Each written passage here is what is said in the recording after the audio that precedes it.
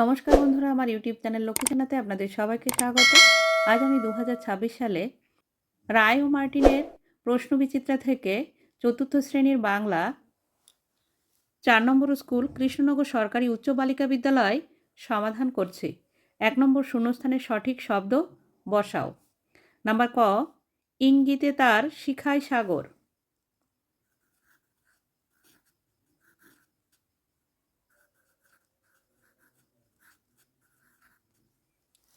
Number খ, অকারণে বারে বারে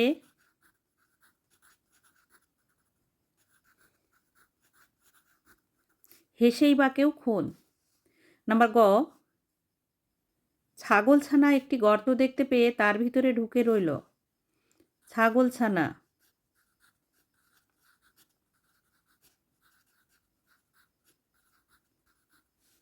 নাম্বার ঘ, ছোটবেলা থেকেই দাদা কবিতা লিখতে আরম্ভ করেছিল।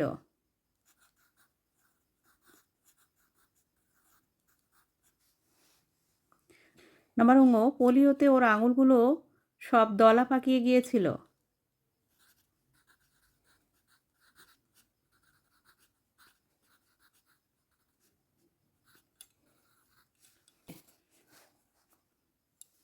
দুই নম্বর অর্থ লেখো।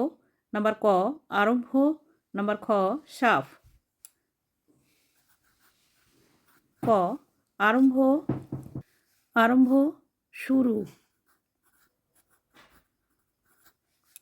নাম্বার খ, সাফ পরিষ্কার।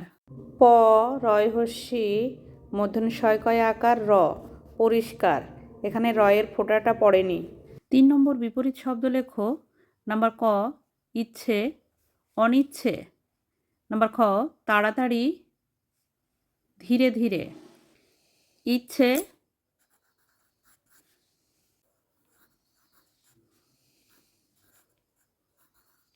অনিচ্ছে। ইচ্ছে অনিচ্ছে, তাড়াতাড়ি ধীরে ধীরে। 4 নম্বর নিচের প্রশ্নগুলির এক কথায় উত্তর দাও। নাম্বার ক, লোকজন শব্দটির বর্ণ বিশ্লেষণ করে দেখাও। লোক জন। ল হসেন যোগ ও যোগ কয় হসেন যোগ অ যোগ বর্গের জয় হসেন যোগ অ যোগ দন্তেন্য লোকজন। নাম্বার খ, বিচিত্র স্বাদ কবিতাটি কার লেখা? বিচিত্র স্বাদ কবিতাটি রবীন্দ্রনাথ ঠাকুরের লেখা।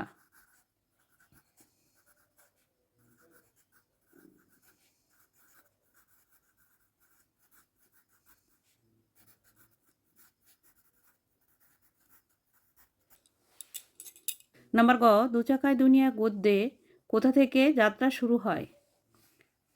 দু চাকায় দুনিয়া গদ্যে কলকাতার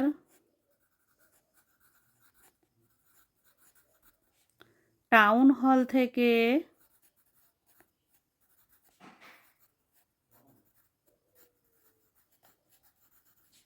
যাত্রা শুরু হয়।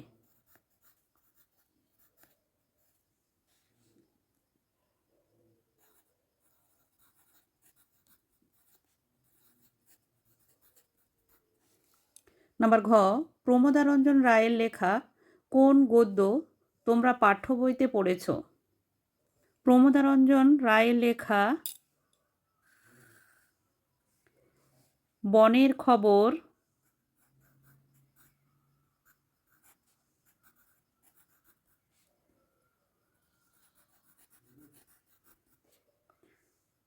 গদ্য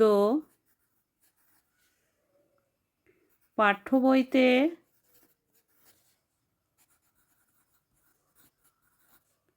পড়েছি।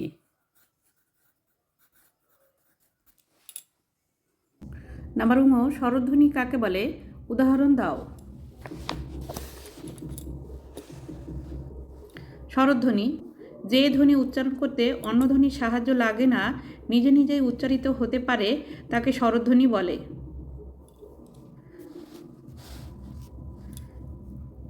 যেমন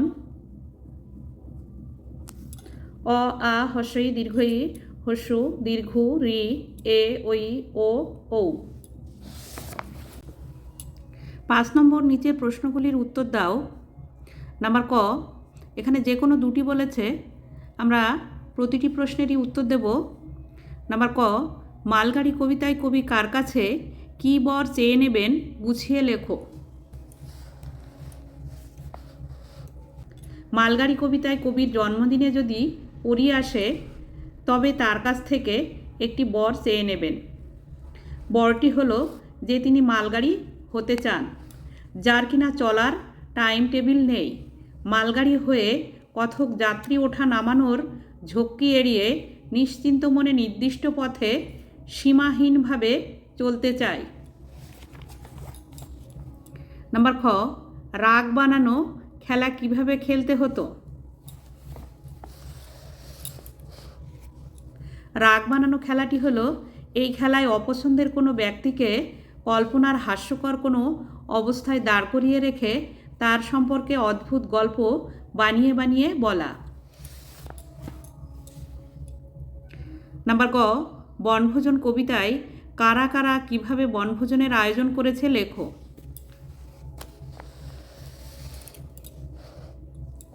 বনভোজন কবিতায় নুরু, পুষি, আয়েশা, শফির মতো ছোট ছোট মেয়েরা, এরা প্রত্যেকেই বনভোজনে রান্নার জন্য কেউ আমের গুটি, কেউ নারিকেলের মালার হাঁড়ি, আবার কেউ কেউ রঙিন খুরি, ছোট্ট বটি এবং ছুরি এসব নিয়ে বৈশাখ মাসের তপ্ত দুপুরে আমবাগানে মিলিত হয়ে বনভোজনের আয়োজন করেছে। 6 নম্বর, তোমার বিদ্যালয়ে বসন্ত উৎসব কেমনভাবে পালিত হয়েছে নিজের ভাষায় 4-5টি বাক্যে লেখো। বিদ্যালয়ে বসন্ত উৎসব। বসন্ত উৎসব বা ঋতুরাজকে বরণ করে নেওয়া বাঙালির এক প্রাণের উৎসব। আমাদের বিদ্যালয়ে প্রতি বছর আয়োজিত হয় বসন্ত উৎসব। এটি কেবল একটি অনুষ্ঠান নয়, বরং শিক্ষার্থীদের সৃজনশীলতা ও সংস্কৃতির সাথে মেলবন্ধনের একটি দিন। উৎসবের দিন আমরা সকলেই বাসন্তী রঙের পোশাক পরি ও বিভিন্ন অনুষ্ঠানের মধ্য দিয়ে দিনটিকে পালন করি। বন্ধুরা, আজ এই পর্যন্তই। ভিডিওটি ভালো লাগলে লাইক, কমেন্ট ও শেয়ার করবেন এবং চ্যানেলটি সাবস্ক্রাইব করবেন।